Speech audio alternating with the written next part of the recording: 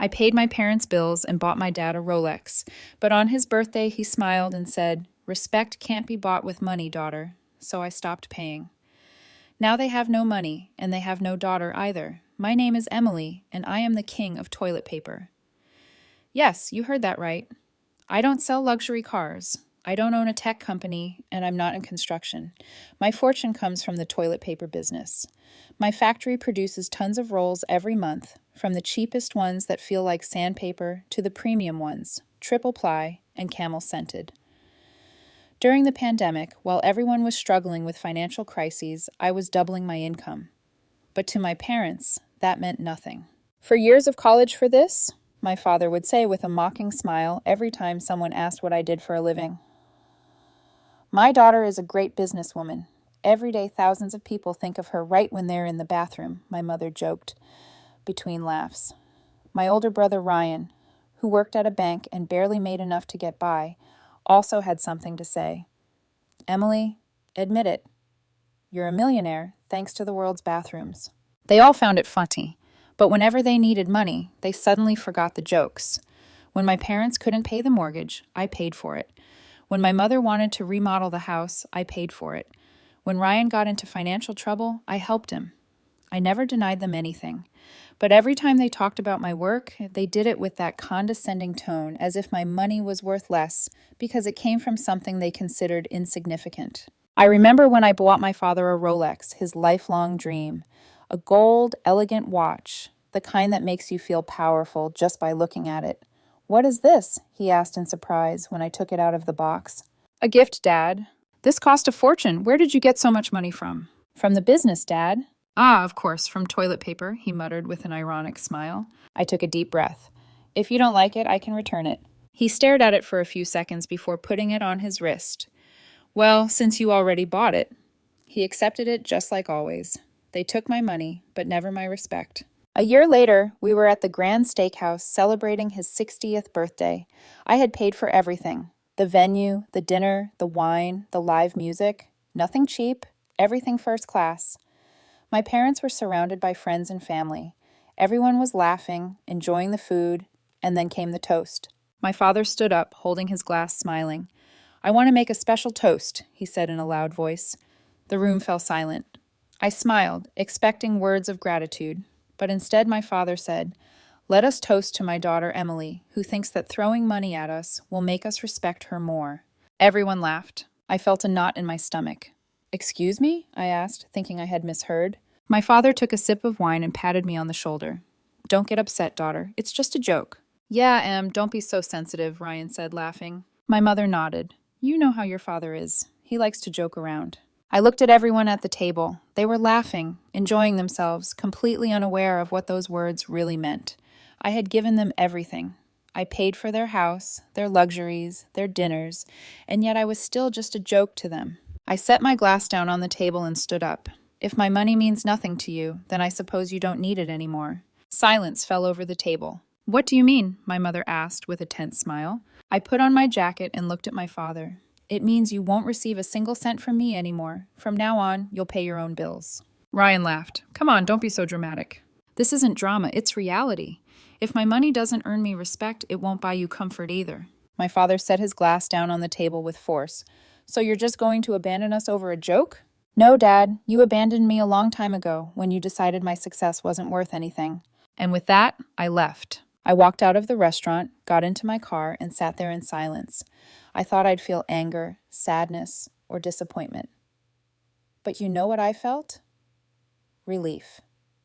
For the first time in years, I didn't have to save anyone. I didn't have to worry about paying bills that weren't mine, fixing my family's problems, or listening to them laugh at me while taking my money without hesitation. That night, I slept better than ever. The first few days after my decision were quiet. No one called, no one texted. It almost seemed like my family hadn't noticed anything. But then the problem started. The first message came a week later. It was from my mother, Susan. "Emily, did you forget to make the transfer this month?" I ignored the message. A few hours later, another one. "Emily, sweetheart, we're a little tight on money this month. If you could send it soon, it would really help." I smiled ironically. Tight on money. Of course they were. They were used to me solving everything. 2 days passed. My mother didn't insist anymore, but then my brother Ryan showed up. "Mom is worried," he said. "She says you're not answering. What's wrong with you?" I replied, "Ryan, stop acting like you're offended. It's not that serious." That was when I couldn't hold back anymore. "Me? I'm not offended. I just decided I'm not going to support you anymore." "What is this, a joke? Do I look like I'm laughing?" There was a long pause, then his response came. "Are you insane? You're going to let our parents struggle just because you got upset over a toast?" "No, I'm going to let them take care of their own lives, like responsible adults." Ryan didn't reply again that night. 2 weeks later, my parents started realizing what my absence really meant. My mother's car payments fell behind. The gas bill went unpaid. The bank called about the mortgage. And then my mother did what she did best. She tried to manipulate me with guilt. She called me while I was at the office. "Emily, please, we need to talk." I sighed. "What is it, Mom?" "I don't know what's going on with you, but enough time has passed. I miss you, sweetheart. Why don't you come over for dinner on Saturday?" "No, Mom, I'm not coming." "Please, daughter." Her voice was sweet, almost pleading. "Let's just forget what happened, okay? Come home. Let's have dinner together." I knew exactly what she was doing. She wanted to make me feel guilty, to lower my guard. "This isn't about what happened at dinner, Mom. This is about the fact that you've been using me for years, and I'm not going to allow it anymore." Silence, then her tone changed. "Emily, how can you say that? We're your family." "Yes, but to you, I'm just an ATM, and ATMs run out of money too." And I hung up. I knew this was only the beginning. I knew they wouldn't stop. People who get used to receiving everything without effort never give up without a fight. And sure enough, 2 days after my father's call, the next phase began. The attack from all sides. First, it was my mother. "Emily, daughter, I don't know what's wrong with you, but you're making a mistake. You can't turn your back on your family. We raised you with love. Are you really going to leave us like this?" "Emily, your father won't say it, but he's suffering a lot. I can't believe you just stopped paying the bills without warning. How are we supposed to survive? Do you really want us to end up on the street?" "Emily, sweetheart, doesn't it hurt you to know we're in the dark because the electricity got cut off?" I ignored the messages. I wasn't going to fall into that emotional trap anymore. Then they started calling my friends. "Emily's mom texted me," one said. "She's worried. She says you're not answering and that the family is in trouble." Trouble? That was rich. They never had trouble while spending my money. "Look, I don't want to get involved, but maybe you could help them out a little. They're your parents." I hung up. I wasn't going to listen to a second more of that. Then they did what I hated most. They tried to use family against me. "Aunt Karen, Emily, what's going on? Your parents are desperate. Look at everything they've done for you, Emily. They're older now. Don't be resentful. Your mother told me they don't even have internet. How are they supposed to find a job if they can't even send a Zoom? Do you expect your father at his age to go out looking for a job like some poor laborer? Is that what you want?" I blocked her number. I knew she didn't actually care about my parents. She just loved the drama. But the worst was yet to come. One afternoon, while driving home from work, I saw an unknown number calling my phone. Normally, I wouldn't answer, but something told me to pick up. "Yes, Emily?" It was Ryan. He sounded furious. "What do you want?" I asked. "I want to know when you became such a selfish, heartless fool." I smiled ironically. "Ah, so now I'm the selfish one? What else would I be? Mom and Dad are on the verge of collapse all because you decided to throw a tantrum? It's not a tantrum, it's a boundary. You're unbelievably ungrateful for refusing to keep being their ATM, for leaving them in this situation without warning. You didn't even have the decency to prepare them for this." I laughed in disbelief. "Prepare them? Ryan, they're adults. Why would I need to prepare them to pay their own bills?" "Because they never had to before. You took advantage of them and then abandoned them." I ran a hand over my face. The level of absurdity was unbelievable. "So according to you, it's my fault that they chose to depend on me?" "Of course it is. How do you expect them to get used to living without your help when you've given them everything for years?" "Well, Ryan, I guess they'll have to learn quickly." There was a tense silence. Then he said the one thing that changed everything. "If Dad ends up in the hospital from the stress you're causing him, it'll be your fault." I laughed. Finally, they had run out of strategies and were using their last card. Guilt. "If Dad ends up in the hospital, Ryan, it'll be because he never learned how to manage his own life," I said, and I hung up. I knew this wasn't over yet. They wouldn't stop. They had gone from emotional blackmail to manipulation. And now there was only one option left: public humiliation. Exactly 1 week after Ryan's last call, it happened. I was at Central Perk Cafe with some colleagues when suddenly my phone started blowing up with notifications. Message from a friend. Emily, what's going on with your family? Message from a former college classmate. Emily, did you really abandon your own parents? Message from a business partner. I saw a post about you on Facebook. Call me. I frowned and opened social media. There it was, a public post from my mother. It's sad when a daughter forgets her family. We gave her everything, and now she repays us by leaving us in misery. We don't know how we'll pay rent this month, and the bank is already threatening to take our house. We never thought our own daughter would turn her back on us like this. We're only asking for a little help and understanding. If anyone has a job for two elderly people who have worked their whole lives, please help us. God bless. Small blue diamond emojis. And the worst part? Hundreds of comments, hundreds of shares. What a disgrace. How can children be so heartless? And she calls herself a successful woman? Shameful. Tell me who she is so I can make sure never to buy anything from her company. I hope life makes her pay for what she's done. My name wasn't mentioned in the post, but everyone knew exactly who it was about. I took a deep breath and laughed. Did they really think this would work? Everything okay? One of my coworkers asked. Yeah, I said calmly. My parents are putting on their little show on social media. I finished my coffee and went home. I knew that within hours, I'd get a message from Ryan. And sure enough, my phone rang. Emily, what is wrong with you? You made Mom beg strangers for money online. Me? I had nothing to do with it. They're the ones who decided to expose the situation on social media. But would it really have killed you to keep helping them? Look at them. Don't you feel ashamed? I'd be ashamed to be an adult who has never worked a day in her life and is now begging on Facebook. I didn't expect this from you, Emily, and I didn't expect you to be a parasite, but at least I've cut the problem off now. Dad says if you don't fix this, he's going to sue you.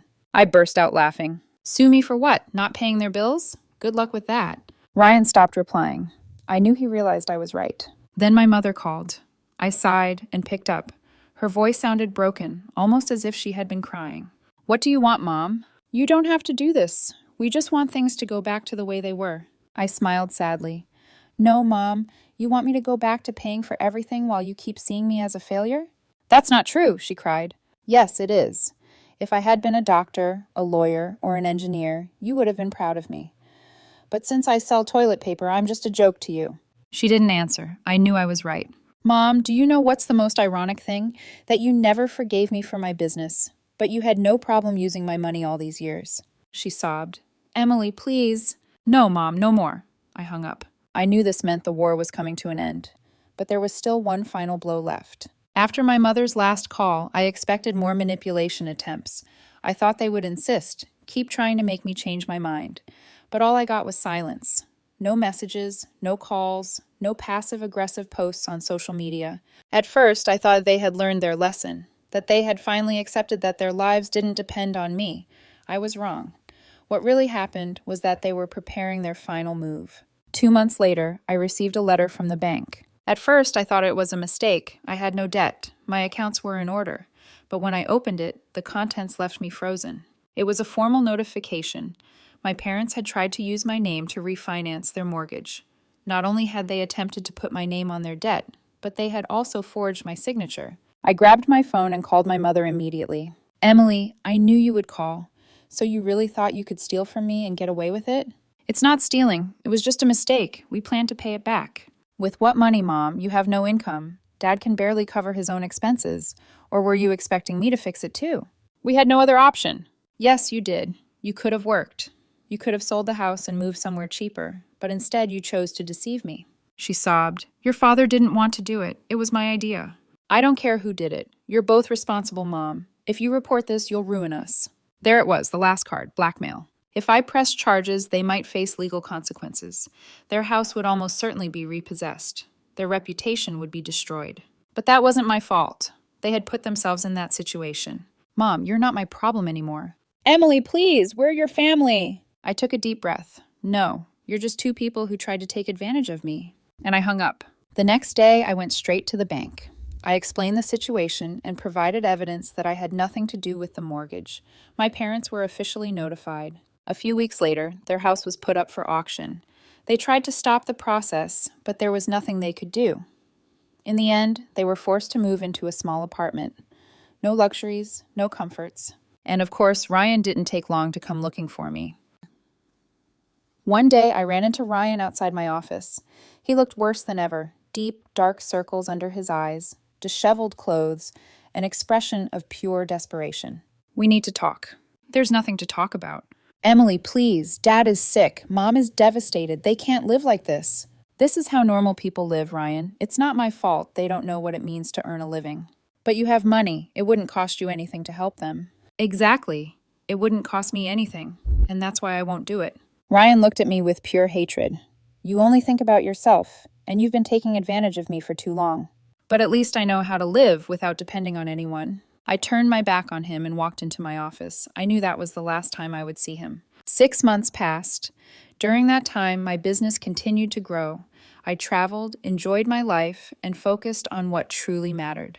For the first time in years, I felt light, unburdened, and free. One day, while checking my emails, I saw a message from an unknown number. It simply said, "I hope you're doing well, Mom." I read it, thought about everything that had happened, and deleted it without responding. For the first time in my life, I felt completely free. But the story didn't end there. A month later, during a meeting with business partners, one of them looked at me curiously. "Emily, what happened with your family?" I lifted my glass and looked at him. "Why do you ask?" He pulled out his phone and slid the screen toward me, showing a social media post. My parents had tried again. Once again, they were begging for money. Only this time they didn't mention my name. The story now was that a successful businesswoman had turned her back on them and left them in misery. It was ridiculous. They were adults, fully capable of working, but instead they continued playing the victims. I took a deep breath and smiled. Nothing to worry about. They had just learned to live without me, in their own way. I didn't look at the post a second time. I didn't care, because now, finally, I was free. After everything that happened, I decided to share my story on Reddit. Not because I needed validation, but because I wanted to let it all out. Writing it down helped me see everything clearly. What I didn't expect was the massive reaction. Thousands of comments, divided opinions. Some people supported me, others hated me. Some said I was brave. Others called me a heartless monster. While I no longer felt guilty, reading those words made me reflect. The most repeated comment was, "How could you do this to your own parents?" At first I laughed. It was ironic. The real question should have been, how could they do this to me? How could they mock me for years while spending my money without hesitation? How could they try to forge my signature to put me into even more debt? How could they resort to manipulation, public humiliation, and guilt just to keep depending on me? But of course, to the world, a child must always help their parents, no matter how toxic they are. Another comment said, "You could have given them a little money and avoided all this drama." Yeah, right. Because giving in once means they'll never take advantage of you again. That's exactly what I did for years. I gave and gave and gave, always thinking that one day they would see me as something more than just their source of income. But they never did. When people realize they can exploit you without consequences, they never stop on their own. There were also people who said, "Your parents are old. They couldn't find jobs easily. You left them homeless." False. My parents weren't disabled. They weren't sick. They had simply never tried to do anything for themselves. They never needed to, because I was always there to save them. And when I finally forced them to face reality, they found a way to survive, because they always could. But the comment that impacted me the most was a simple one. "Do you regret it?" I didn't respond right away. I stared at the screen, thinking. Then, with absolute certainty, I typed my answer. "No, I only regret not doing it sooner, because now, for the first time in my life, I am free." And for the first time in years, I truly felt it. Free from obligation, free from guilt, free from the endless cycle of giving without respect, free to live my life, unapologetically, on my own terms. It was the most powerful feeling I had ever known. The story ends with Emily standing in her apartment one evening, looking out at the city lights. She had finally reclaimed her life, her independence, and her self-respect. Every lesson, every struggle, every confrontation had led her here. And for the first time, she allowed herself to feel peace, knowing that freedom sometimes comes at the cost of those who refuse to see your worth. No more manipulation, no more guilt, no more people treating her love and generosity as entitlement. Emily had learned that the only respect worth having was the respect she gave herself. And that, she knew, was priceless.